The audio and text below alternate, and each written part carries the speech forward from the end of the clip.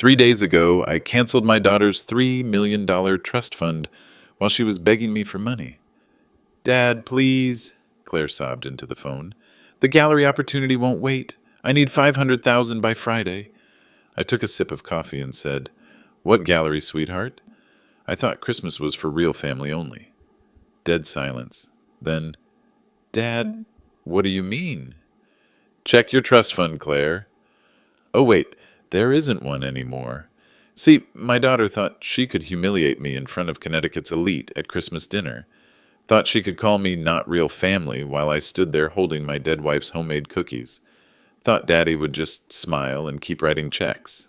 She was catastrophically wrong, because while she was busy being embarrassed by her blue-collar father, I was quietly transferring $3 million to kids who actually deserve it.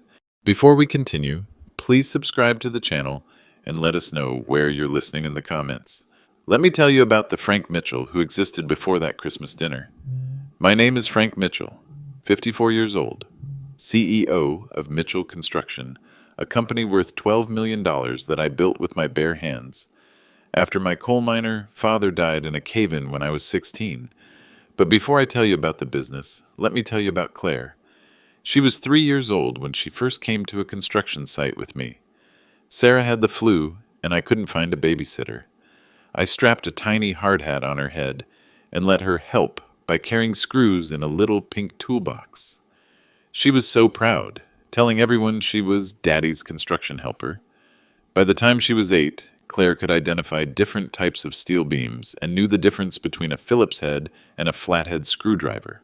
She'd sit in my office after school doing homework while I reviewed blueprints. When I grow up, I'm going to build houses with you, Daddy, she'd say. I thought she meant it. When Sarah died of breast cancer 12 years ago, Claire was only 15. It was just me and her against the world. I remember the night after Sarah's funeral finding Claire crying in her room. Not the dramatic sobbing of a teenager, but the quiet, broken crying of someone who'd lost half their world. Dad, she whispered, what if people find out we're poor now? What if they treat me different? That broke my heart, because Claire was right. Without Sarah's teacher's salary, money was tight. The medical bills had wiped out most of our savings. But I made her a promise that night. Sweetheart, you'll never have to worry about money. I'll make sure you have every opportunity your mother wanted for you. And I kept that promise. Maybe I kept it too well.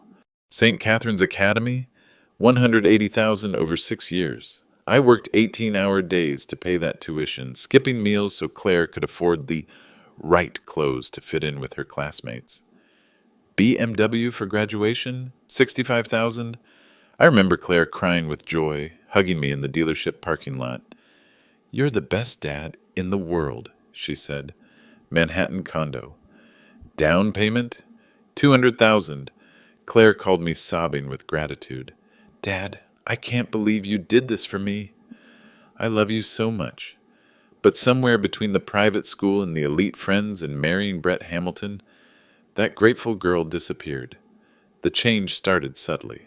Claire stopped calling me Dad in public, switching to Frank. She stopped mentioning my work when people asked what I did, just vaguely saying I was in business. She stopped inviting me to events where I might meet her new friends. The worst part? I enabled it. Every time Claire seemed embarrassed by me, I tried harder to fit into her world. I bought expensive clothes I didn't feel comfortable in. I took etiquette lessons, for God's sake. 50-year-old man learning which fork to use for salad because his daughter was ashamed of his table manners. But Claire had no idea what I'd been planning since the IPO 6 months ago. The moment Mitchell Construction went public and my shares were suddenly worth millions, I called my estate attorney. Jim, I want to set up a trust fund for Claire. $3 million. I'd already picked out the presentation. Her 30th birthday party, in front of all her friends. I imagined her face when she realized everything I'd sacrificed was because I loved her.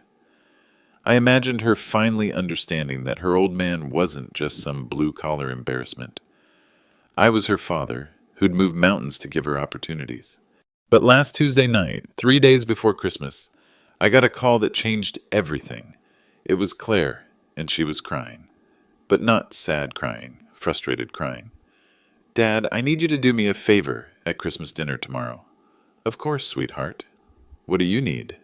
I need you to tone it down a little. Brett's family is very traditional. They have certain expectations about how people behave. What do you mean, tone it down? Long pause. Just don't mention work stuff. Don't tell your construction stories, and maybe wear that navy suit I bought you, not one of your old ones. I should have hung up then. Should have realized what was coming. Instead, I said, Sure, Claire. Whatever makes you comfortable. That was my mistake. Making Claire's comfort more important than my own dignity. Because what Claire didn't know was that her request hurt more than she could possibly understand. She was asking me to pretend to be someone else, to hide the very work that had paid for her entire life. But I agreed, because I loved her, because I thought love meant sacrifice without limit. I spent that night making Sarah's Christmas cookies, just like I had every year since she died. The recipe was written in Sarah's handwriting on a card stained with 12 years of use. As I mixed the dough, I found myself talking to Sarah's photo on the kitchen counter. I hope I'm doing this right, honey. I hope Claire remembers who she is. But Claire was about to prove she'd forgotten everything. The Hamilton family Christmas dinner was a masterclass in subtle psychological warfare. Their Greenwich estate was the kind of place that appeared in Architectural Digest. 200-year-old mansion worth $15 million, according to the property records I'd looked up later. Everything designed to intimidate people like me, people who'd earned their money instead of inheriting it. 12 guests, each one a monument to Connecticut's old money aristocracy. Senator Williams, who'd never worked a day outside politics. Judge Morrison, whose father had bought him his first judicial appointment. The Ashfords, whose great-grandfather had made his fortune selling opium in China, and whose descendants pretended they had always been respectable. I sat at the far end of the table, next to Brett's unmarried cousin, who spent the entire meal explaining why private jets were more environmentally responsible than commercial flights. The conversation flowed around me like I was furniture. They discussed their houses in the Hamptons, their children at Ivy League schools, their investment strategies designed to minimize tax obligations. When someone mentioned the difficulty of finding good help, Patricia Hamilton actually sighed and said, "The working class just doesn't have the same values they used to." I thought about Tony Rodriguez, who'd worked for me for 15 years without missing a single day. I thought about the 40 men and women who showed up to Mitchell Construction every morning at 6 a.m., ready to build something with their hands. But I said nothing. Then came the moment that changed everything. Claire had been drinking steadily throughout dinner, not enough to be obviously drunk, but enough to lower her inhibitions. I watched her transform into someone I didn't recognize. The way she held her wine glass, pinky extended. The way she laughed at Patricia Hamilton's jokes that weren't funny. The way she avoided making eye contact with me. When it came time for gifts, the Hamilton family exchanged presents that cost more than most families' annual income. Brett's gift to Claire was a diamond tennis bracelet worth at least $40,000. Patricia Hamilton received a Hermes handbag that she announced cost $18,000, as if the price tag was part of its appeal. My gift to Claire was wrapped in simple brown paper. Inside was a vintage silver frame containing a photo of Claire and Sarah from when Claire was 8. They were in our old kitchen, baking Christmas cookies together, both of them covered in flour, laughing at some joke I'd captured just as the camera clicked. Claire opened it, glanced at it for maybe 5 seconds, and set it aside without comment. "Thank you, Dad," she said, her voice flat and dismissive. But Patricia Hamilton picked up the frame, examined it like it was evidence in a criminal trial. "Oh my," she said loud enough for everyone to hear. "How quaint." The way she said quaint made it sound like a disease. That's when I realized this wasn't just about fitting in. This was about Claire actively choosing their approval over my dignity. But the real knife came during dessert.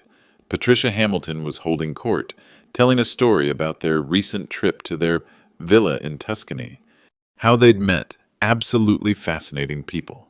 A count, a famous artist, a tech billionaire's son.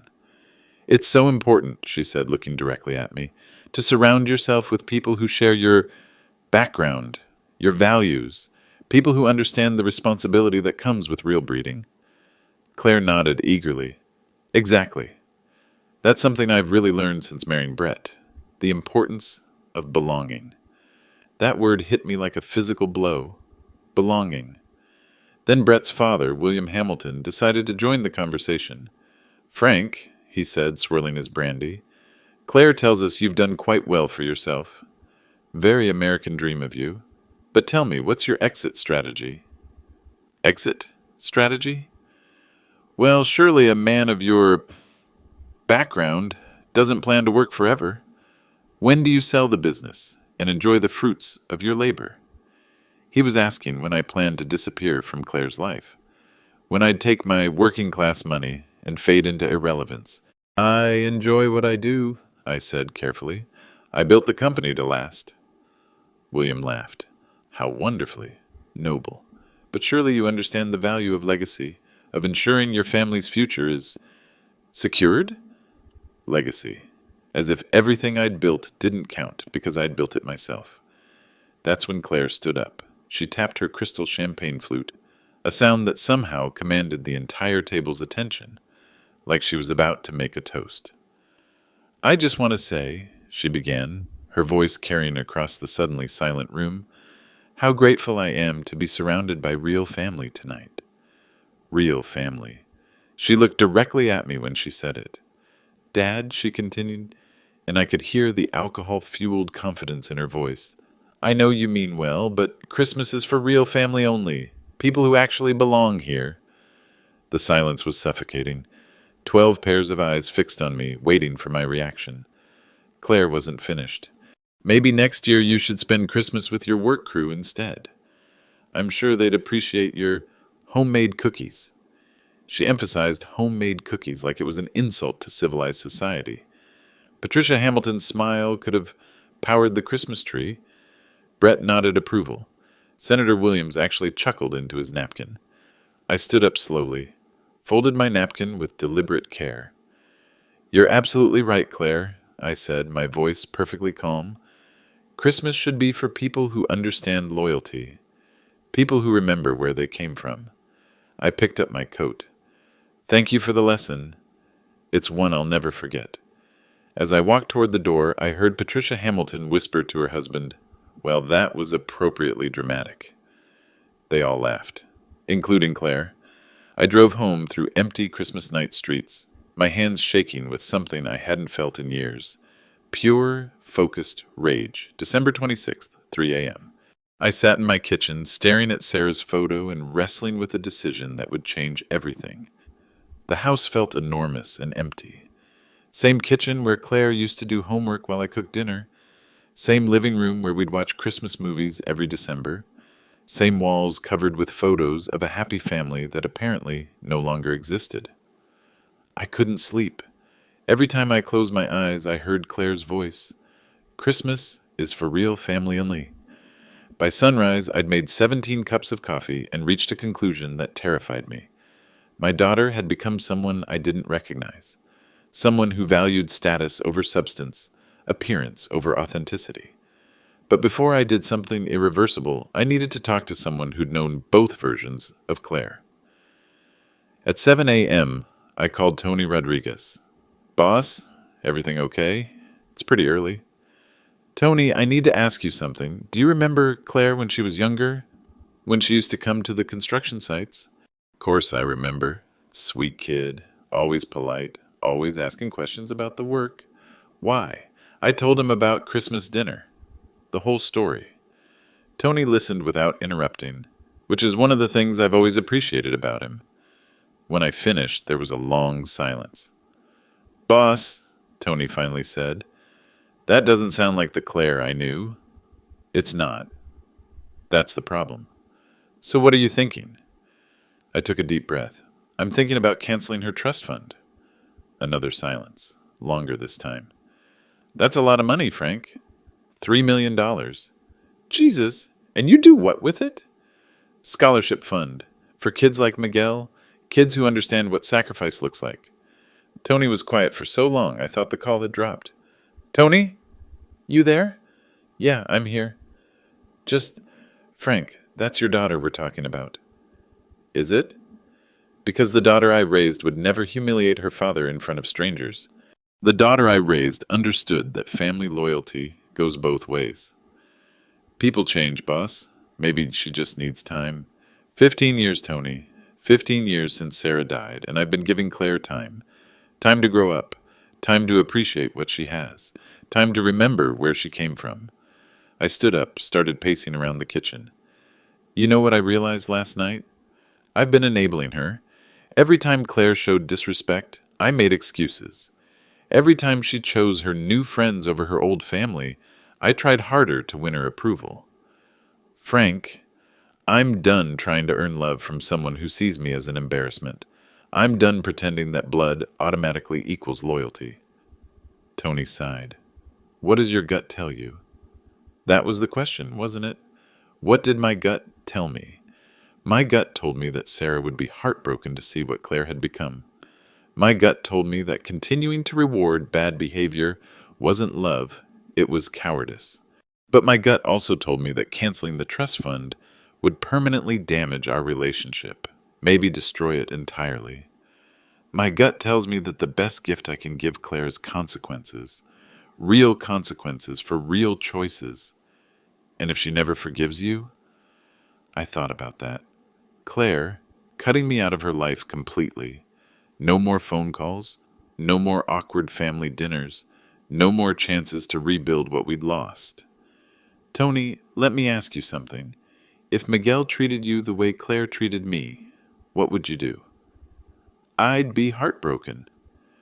But would you keep rewarding him with money and gifts? Long pause. No, I wouldn't. That conversation lasted 2 hours. By the end, Tony understood my decision, even if he didn't entirely agree with it. At 9:47 a.m., I called Jim Morrison. Jim, it's Frank. I need to cancel Claire's trust fund. Frank, I have to advise against this. Family estrangements are rarely permanent. You might regret this decision. I might. But I'll regret continuing to enable her behavior even more. Where do you want the money to go? The Sarah Elizabeth Mitchell Memorial Scholarship Foundation. Full scholarships for working-class kids studying construction and engineering. Jim was quiet for a moment. Your wife would have loved that. That's the point, Jim. This is what Sarah would want. Help kids who appreciate opportunities instead of taking them for granted. I'll have the paperwork ready by noon. After I hung up, I sat in Sarah's favorite chair and whispered to her photo. I hope I'm doing the right thing, honey. I hope this teaches her what we should have taught her years ago. But I wasn't prepared for how quickly Claire would test my resolve. The call came exactly 3 days later, just like I'd predicted. December 29th, 2:15 p.m. I was in my office reviewing blueprints when Claire's name appeared on my phone. I let it ring 4 times before answering. Hi, sweetheart. How was the rest of your Christmas? Dad, hi. Good. It was good. Listen, I was wondering if we could meet for coffee sometime this week. I have something exciting to share with you. Exciting. That was Claire's code word for expensive. I'm pretty busy with the new shopping center project, but I could probably fit you in. What's this about? Well, I could hear the practiced enthusiasm in her voice, the tone she used when she was about to ask for something big. Brett and I have been talking, and we think it's time for me to pursue my passion project. Which passion project is that? The art gallery I mentioned last month. Dad, I found the perfect space. 2,500 square feet on Spring Street in Soho. It's exactly what I've been dreaming of. Of course it was. Claire's dreams always seem to require other people's money. Tell me more about this gallery. It's going to showcase emerging artists, host cultural events, maybe even do some art education programs for underprivileged kids. She threw in that last part like she thought it would appeal to my charitable instincts. Sounds expensive. Well, that's the thing. The opportunity won't wait. The previous tenant was a boutique that did really well, but they're relocating to Los Angeles. The landlord wants to move fast. How fast? I need to put down first month's rent and security deposit by January 5th. That's $24,000. Then there's renovation costs, initial inventory, marketing. I did the math in my head. So you're talking about, what, 400,000? 500? Closer to 500, but Dad, think of it as an investment. The Hamilton name opens doors in the art world, and with your business connections, we could really make this something special. My business connections? Interesting how she valued those when she needed money. Claire, where exactly do you think this money's going to come from? Well, long pause. I know you've been planning for my future. Patricia mentioned that her brother-in-law saw some paperwork with my name on it at First National. There it was. The Hamilton Family Spy Network had discovered the trust fund. You've been investigating my finances? Not investigating. It's just, Patricia thought it was sweet that you were setting something aside for my 30th birthday. She mentioned it might be enough to cover the gallery startup costs. Sweet. Patricia Hamilton thought my financial planning was sweet. And you want me to advance money from this theoretical fund? Exactly. Just as a loan against my inheritance. I'd pay it back with interest once the gallery starts turning a profit. I leaned back in my chair, looking out at the construction site where 40 people were building something real with their hands. Honest work. Tangible results. Claire, let me ask you something. Do you remember what you said to me at Christmas dinner? Silence. Then, Dad, if this is about Christmas, I was just trying to fit in. You know how Brett's family is. They have certain expectations. Expectations. You understand, right? I didn't want to cause any awkwardness for anyone. So you decided to cause awkwardness for me instead. That's not... Dad, you're being dramatic. Can we please focus on the gallery? This is about my future we're talking about. My future, not our future. Not something we were building together. Her future, funded by my sacrifice. Tell me about your business plan. My what? Your business plan. Revenue projections, operating costs, market analysis. You know, the things actual businesses need to survive. Well, Brett's mother knows several gallery owners. They've given me some informal advice. What kind of advice? That location is everything, and Spring Street is perfect for attracting the right clientele. The right clientele. People like the Hamilton family, who measured art's value by its price tag instead of its meaning.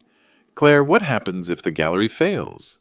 Art galleries have a 90% failure rate in the first 2 years. It won't fail. Brett's connections in the art world. What about my connections? I know contractors, architects, real estate developers throughout the tri-state area. People who actually understand business fundamentals. Dad, that's different. Brett's family knows the cultural scene, and I know the world where people work for their money instead of inheriting it. I could hear her getting frustrated. Look, I don't understand why you're being difficult about this. You can afford it. The company's doing well. You've got the IPO money, and honestly, it's not like you have anyone else to spend it on. Anyone else to spend it on. Like I was some lonely old man whose only purpose was funding her dreams. Claire, I want you to think very carefully about your next words, because what you say in the next 30 seconds is going to determine whether I help you or not. What do you mean? I mean, I want you to tell me why you think you deserve $500,000 from a man you publicly humiliated 3 days ago. Long silence. When she finally spoke, her voice had an edge I'd never heard before. Because I'm your daughter, and daughters are supposed to be able to count on their fathers. Because you've spent my whole life telling me I could achieve anything, and now when I finally find my passion, you're making me beg for support. She was right about one thing. I had spent her whole life telling her she could achieve anything, but I'd forgotten to teach her that achievement requires effort, not just ambition. Claire, I'm going to hang up now and think very carefully about your request. While I'm thinking, I want you to think about something too. What? Whether the person who told me I wasn't real family deserves real family support. I hung up before she could respond. Then I called Jim Morrison to make sure the trust fund cancellation was irreversible, but Claire wasn't done fighting. January 3rd, 10:30 a.m. Claire showed up at my office like a woman on fire. My secretary Linda buzzed the intercom. Mr. Mitchell, your daughter's here. She seems very upset. Through my office door, I could hear Claire's voice, sharp and demanding. I don't need an appointment to see my own father. Send her in, I said. Claire burst through the door, wearing a coat that probably cost more than Linda's monthly salary. Her face was flushed with anger and something else desperation. Behind her, I noticed Tony Rodriguez in the hallway with blueprints under his arm. He looked uncomfortable, clearly having overheard Claire's tone with Linda. Dad, we need to talk, right now. I gestured to the chair across from my desk. Have a seat. I'll stand. She positioned herself in front of my desk like a prosecutor about to deliver a closing argument. I called First National yesterday. Oh? About my trust fund. They said it doesn't exist. They said it never existed. I leaned back in my chair, studying my daughter's face. There was something different about her, a hardness that hadn't been there even at Christmas dinner. Interesting. Don't play games with me, Dad? Patricia Hamilton's brother-in-law saw documentation. $3 million with my name on it. Where is it? I thought about the little girl who used to sit in this same chair, swinging her legs because her feet couldn't reach the floor, asking me to explain what blueprints meant. That child had been curious, not demanding, grateful, not entitled. You're right and you're wrong, Claire. Her eyes narrowed. What does that mean? The trust fund did exist. Your name was on it. $3 million, accessible when you turn 30, was on it. Past tense, sweetheart. I canceled it December 28th. The color drained from her face completely. For a moment, she looked like the lost 15-year-old who'd cried the night after her mother's funeral. You... what? I dissolved the trust and redirected the funds. You can't do that. That money was mine. I heard footsteps pause in the hallway. Tony was definitely listening now. Actually, Claire, that money was never yours. It was my money, held in a trust I created, which I had full authority to modify or cancel before your 30th birthday. Where did you put it? I opened my desk drawer and pulled out the Scholarship Foundation documents, slid them across the desk to her. The Sarah Elizabeth Mitchell Memorial Scholarship Foundation. Full scholarships for working-class kids studying construction and engineering. Claire snatched the papers, scanning them frantically. $3 million. Memorial Fund. Working-class students. She looked up, eyes blazing. You gave my inheritance to strangers? I gave it to people who deserve it. Deserve it? I'm your daughter. Are you? Because at Christmas dinner you made it very clear that I'm not your real family. Tony appeared in the doorway. Sorry, boss. Didn't mean to interrupt. Come in, Tony, I said. Claire, I'd like you to meet Tony Rodriguez. He's been my foreman for 15 years. Claire barely glanced at him. Dad, this is a private conversation. Actually, Tony should hear this. His son Miguel just became the first recipient of the scholarship fund. Full ride to State University engineering program. Tony's weathered face broke into a huge grin. Mr. Mitchell, Miguel's been walking on air since we told him. Kid actually cried with happiness. Claire spun around to face Tony, and I saw something ugly flash across her features. Your son is getting my money? The smile vanished from Tony's face. He studied Claire for a moment, taking in her expensive clothes, her imperious tone, her complete lack of gratitude or grace. Lady, Tony said quietly, that money's going to a kid who's worked construction every summer since he was 14. A kid who studies by flashlight after 12-hour workdays because we can't always afford to keep the electricity on. I don't care what your kid does. Claire, my voice cut through the air like a blade. Stop talking. Right now. She turned back to me, breathing hard. Tony, I said, never taking my eyes off Claire. What do you think of someone who calls their father not real family in front of a room full of strangers? Tony looked at Claire with something approaching disgust.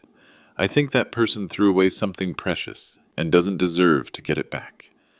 What happened next showed me a side of Claire I'd hoped never existed. She didn't leave my office defeated. She left planning a war.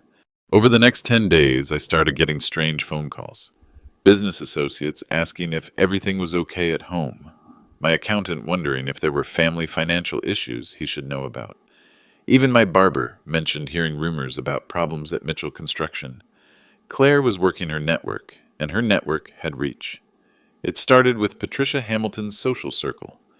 Every Tuesday, Patricia lunches with the wives of Connecticut's most powerful men, judges, senators, business leaders, all married to women who had nothing better to do than dissect other people's lives. Linda brought me the first piece of evidence on January 8th, a screenshot from Patricia Hamilton's Facebook page, heartbroken to witness a father using financial manipulation to control his adult daughter. When a parent weaponizes money against their own child, it's emotional abuse, pure and simple. Praying for healing in this broken family. Had toxic parents, had family, first had unconditional love. The post had 63 comments, all from Greenwich Society women expressing sympathy for Claire and outrage at my controlling behavior. But Claire was just getting started. Brett's cousin Jennifer worked at the Greenwich Gazette. Suddenly there was interest in profiling Mitchell Construction, not for our business success, but for what Jennifer called the human interest angle. Mr. Mitchell, we'd love to explore the family dynamics of successful entrepreneurs. How does wealth affect family relationships? What happens when business success creates personal conflicts? I declined the interview, but that didn't stop them from publishing a thinly veiled piece about nouveau riche narcissism in Greenwich County. Then came the social ostracism.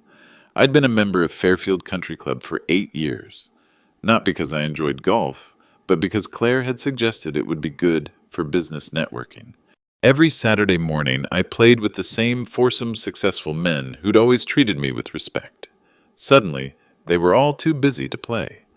My usual table at the club restaurant was perpetually reserved. The maitre d' who'd known me for years suddenly couldn't make eye contact. The whisper campaign was systematic and brutal, but the most painful attack came from an unexpected source. January 12th, 11 p.m. Brett called me directly. "Frank, we need to talk." "It's late, Brett. This can't wait." "It's about Claire." I could hear tension in his voice, but also something else. Calculation. "What about her?" "She's struggling. This situation with the trust fund is affecting our marriage." "How so?" "She's been talking to attorneys, asking about asset division, prenups, inheritance law. Frank, she thinks I only married her for her money." "Did you?" The pause lasted long enough to answer the question. "That's not the point," Brett finally said. "The point is, Claire is talking about making this public. Financial documents, family history, everything. That's not good for anyone's reputation." "What kind of financial documents?" "Bank records, tax returns, business dealings. She's hired a private investigator to examine your company's finances, looking for anything that might prove you cut her off out of malice rather than principle." "A private investigator. My daughter was actually trying to destroy me professionally because I wouldn't fund her art gallery." "Brett, let me ask you something honestly. Are you calling because you're worried about Claire's emotional well-being, or because you're worried about how this affects the Hamilton family reputation? Can't it be both?" "Here's what I think happened. I think when you were dating Claire, she mentioned a significant inheritance. I think that number factored into your decision to marry her. And now that the money's gone, you're having second thoughts. Frank, and I think your mother sent you to call me, because Patricia Hamilton is realizing that her public support of Claire makes the Hamilton family look vindictive and petty. That's not... Tell me something, Brett.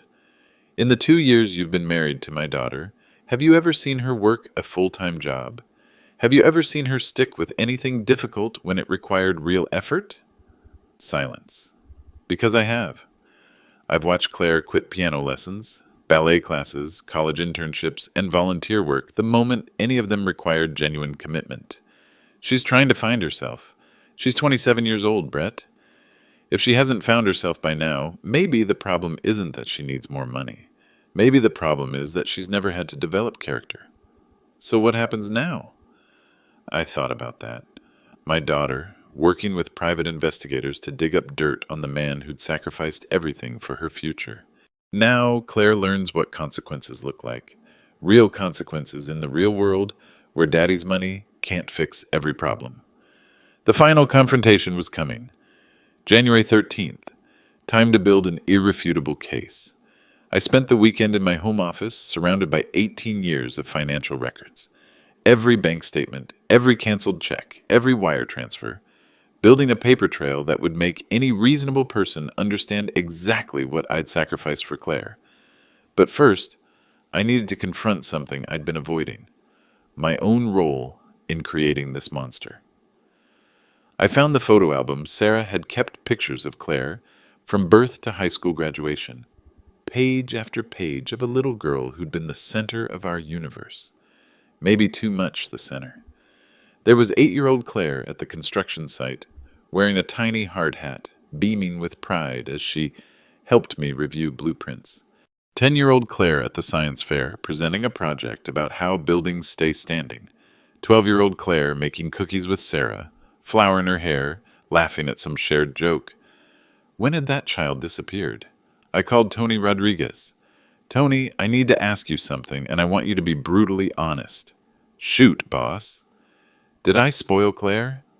Did I give her too much? Too easily? Long pause. You want the truth? Always. Yeah, Frank. You did. After Sarah died, you tried to be both parents. You gave Claire everything she asked for because you were scared of being the bad guy. You were scared she'd lose both parents if you ever said no. That hit me like a sledgehammer, because Tony was right. Miguel's different, Tony continued. He's had to work for everything. Makes him appreciate opportunities instead of expecting them, which brought me to my evidence. Education Investment Analysis, St. Catherine's Academy, 2009 to 2015. $30,000 per year times 6 years equals $180,000. Advanced classes, study abroad programs, extra tutoring, NYU tuition and expenses, 2015 to 2019. $64,000 per year times 4 years equals $256,000. Manhattan apartment senior year because dorms were beneath her. $36,000. Study abroad semester in Florence. $25,000. Post-graduation support, BMW 328. A graduation gift, $65,000. Still have the purchase agreement. Manhattan condo. Down payment, $200,000. Wire transfer receipt, dated March 15th, 2022. Wedding expenses, flowers, photography away, rehearsal dinner, $45,000. Monthly allowance for 2 years, $2,000 per month, times 24 months equals $48,000. Grand total, $855,000, nearly $900,000 invested in someone who now claimed I wasn't real family. But I needed perspective, so I called Miguel Rodriguez. Miguel, can you come to my office Monday morning? I want to talk to you about something. Monday, 9 a.m. Miguel sat across from my desk, work boots still dusty from his weekend construction job. 16 years old, but his eyes held the kind of wisdom that comes from genuine hardship. Mr. Mitchell, my dad says you want to talk about the scholarship? Tell me about your plans, Miguel. Well, sir, I want to study structural engineering. Graduate debt-free, then come back and work for Mitchell Construction. But not just as a worker. I want to design the buildings we construct. What about after that? Miguel's face lit up with quiet determination. Eventually, I want to start my own firm. Design affordable housing for working families. My mom cleans those fancy office buildings downtown, and she always says beautiful architecture shouldn't be just for rich people. I pulled out Miguel's high school transcript. 4 years of straight A's while working 20 hours a week. Miguel, what do you think about people who have everything handed to them but still complain it's not enough? He considered this carefully. My dad says some people are born on third base but think they hit a triple. Says it makes them forget the game has rules. Smart kid. Wiser than my daughter had ever been. I'm going to tell you something, Miguel. This scholarship exists because someone I love forgot to be grateful. Promise me you'll never forget where you came from. Never, sir. My family sacrificed too much for me to waste this opportunity. After Miguel left, I called Jim Morrison. Jim, I want to expand the scholarship program. 10 recipients every year. Frank, that's $500,000 annually. I can afford it. And Jim, I want documentation of every recipient. Transcripts, work history, family background. I want people to understand who actually deserves help. That afternoon, Tony brought me something that broke my heart and strengthened my resolve simultaneously. Boss, Miguel wrote you a letter. The handwriting was careful, each word deliberate. Dear Mr. Mitchell, my father told me about your daughter. I'm sorry she hurt you. I want you to know that I will never waste this chance you've given me. I will study hard, work hard, and make you proud. My mother cried when we told her about the scholarship, not sad tears, but happy tears. She said it proves that good things happen to people who never give up. I promise to honor your wife's memory by becoming the kind of man who helps others the way you've helped me. Thank you for believing in me when I couldn't afford to believe in myself. Respectfully, Miguel Rodriguez. I sat in my office holding that letter, thinking about the contrast between Miguel's gratitude and Claire's entitlement, between a boy who understood sacrifice and a woman who'd forgotten its value. That evening, I called Tony one more time. Tony, tomorrow's the scholarship announcement ceremony. I want you and Miguel there. Of course, boss. Wouldn't miss it. There's something else. Claire might show up. She's been building a case against me, trying to make me look like the villain. Frank, anyone with eyes can see who the villain is in this story. If she comes, if she makes a scene, I want you to let her. I want everyone to see exactly who she's become. The final confrontation was 24 hours away. January 15th, 2 p.m., the day my daughter destroyed herself on live television. Mitchell Construction's main conference room had been transformed for the scholarship announcement. 25 folding chairs arranged theater style, facing a small podium. Local media present: Greenwich Gazette, Fairfield County Business Journal, Channel 8. News, but the real audience was the 10 scholarship recipients and their families. Kids like Miguel Rodriguez, whose parents had worked multiple jobs just to keep food on the table. Families who understood that opportunity was a privilege, not a birthright. I was 8 minutes into my opening remarks, explaining the scholarship criteria, when the door burst open. Claire strode in like she owned the place, Brett trailing behind her looking mortified. She wore a black designer dress and the kind of righteous fury that only comes from believing you're the victim of great injustice. The room went silent. Don't stop on my account, Dad, she said, voice dripping with sarcasm. Please continue explaining to everyone how generous you are with money that should belong to your own daughter. The Channel 8 cameraman immediately swung his lens toward her. This was about to become very public, very fast. I looked at her calmly. Claire, how thoughtful of you to join us. She stepped into the center of the room, positioning herself where everyone could see her. This was clearly a planned performance. Ladies and gentlemen, I said, addressing the confused families, I'd like you to meet my daughter, Claire Mitchell Hamilton. Claire, would you like to explain to these hard-working families why you're here? She lifted her chin defiantly. I'm here because my father is trying to rewrite history. He's painting himself as some kind of saint while financially abusing his own daughter. Miguel's mother, Maria Rodriguez, looked genuinely confused. She'd come here to celebrate her son's achievement, not witness a family destruction. Financial abuse? I repeated quietly. Tell everyone here what I've given you over the past 18 years, Claire. That's not the point. Humor me. Tell these families how much I've invested in your future. Claire's face flushed. She hadn't expected me to go on the offensive. Education expenses, I said, walking to the easel where I'd prepared a presentation. St. Catherine's Academy, $180,000. NYU, $256,000. Post-graduation gifts, $310,000. Monthly support, $48,000. Total investment in my daughter's future, $855,000. The room was dead silent. These were families where $800 represented a month's groceries. And 3 weeks ago, I continued, my daughter stood up at a Christmas dinner and told 12 people that I wasn't real family. She suggested I spend holidays with my work crew instead of embarrassing her in front of her elite friends. Tony Rodriguez stood up from his seat in the back. Boss, you don't need to. Actually, Tony, everyone should know the truth. I turned back to Claire. So tell me, sweetheart, what exactly did you do to earn that $855,000? I'm your daughter, she shouted, finally losing her composure. Being someone's daughter is a relationship, not a job description. Maria Rodriguez, Miguel's mother, slowly stood up. She was maybe 5 feet tall, with hands calloused from years of cleaning office buildings. When she spoke, her accented English carried more dignity than Claire's Ivy League vocabulary.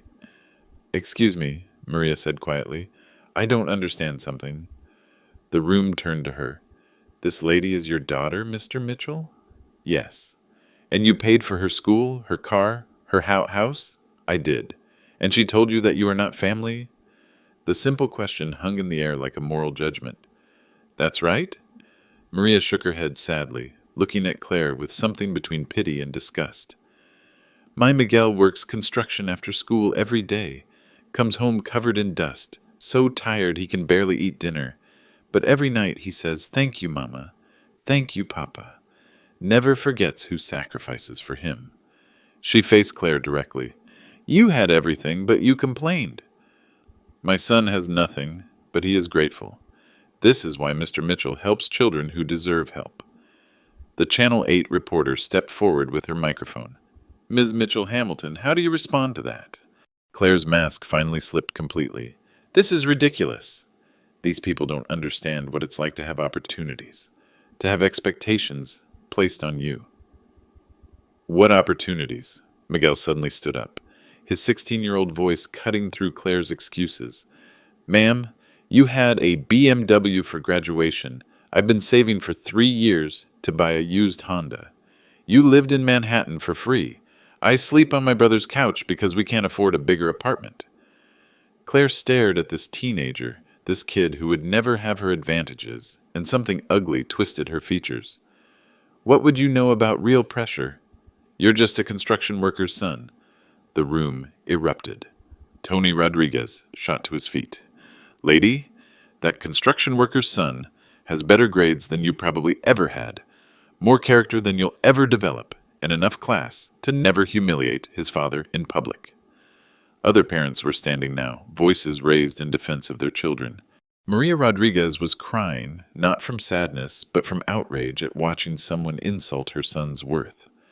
I raised my hand for silence. Everyone, please, sit down. The room gradually quieted, but the anger was palpable. I walked over to Miguel's scholarship certificate on the display table, picked it up. Miguel Rodriguez, I read aloud, 4.0 GPA while working 20 hours per week.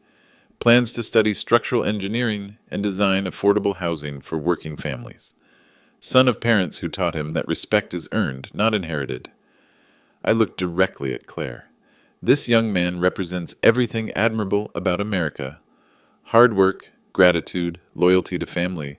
The Channel 8 reporter stepped closer. Mr. Mitchell, what would you say to parents watching this who are struggling with entitled children? I thought about that question carefully. I'd say that love without boundaries isn't love, it's enabling. I spent 18 years giving my daughter everything she wanted instead of teaching her to appreciate what she had. That was my mistake. I held up Miguel's certificate. But sometimes the best thing you can do for someone you love is show them what consequences look like. Show them that actions have results and respect has to be earned. And your daughter? I looked at Claire, who stood there realizing she'd just humiliated herself in front of cameras and strangers. My daughter made her choice 3 weeks ago. She chose social status over family loyalty. She chose other people's approval over her father's love. Those choices have consequences. The reporter turned to Claire. Ms. Mitchell-Hamilton, any final words? Claire looked around the room at the faces staring back at her.